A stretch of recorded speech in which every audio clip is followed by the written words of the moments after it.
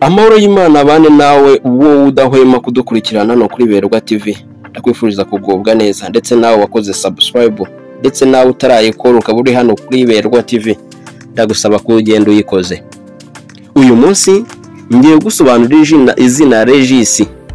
Ni umukunzi wa Berwa TV badusabye ko twamusobanurira izina Regis.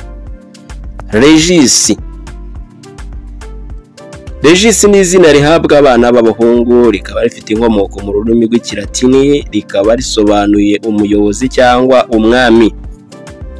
Akenshi mu mashuri y'abihaye Imana, iyo bise ishuri rya Regis, baba bavuze ko bagitiriye Yezu umwami. Dore bimwe biranga ba Regis nibi bikurikira. Icya mbere, ni umuntu utega amatwi akumva, kandi akumva.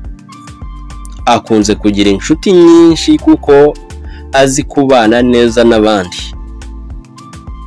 Ni umuntu urangwa n'ikinyabupfura aho ari hose, kandi Regis ahora ashakisha imbaraga igihe cyose kugira ngo abashe gukora ibintu bye neza. Ikindi, Regis ni umuntu ugaragaza amarangamutima ye cyane.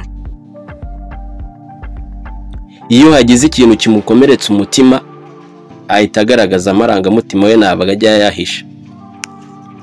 Ikindi cya nyuma kiranga ba Regis ni iki gikurikira: ni umuntu bigoranye ushobora kugaragaza ko yishimye cyangwa ko ababaye mu gihe kimwe, kandi nanamenye ko byabaye ibyo ngibyo.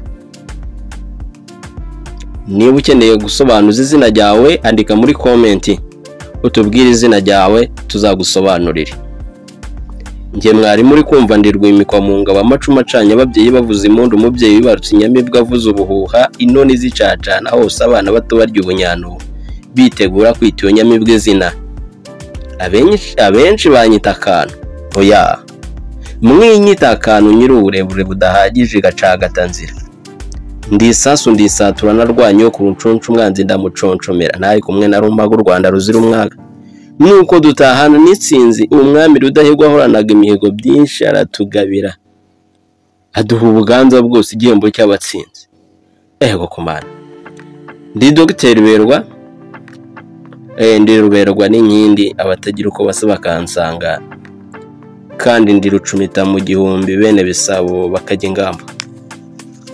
Ndagushimiye niba utarakoze subscribe, nizere kuva hano wayikoze.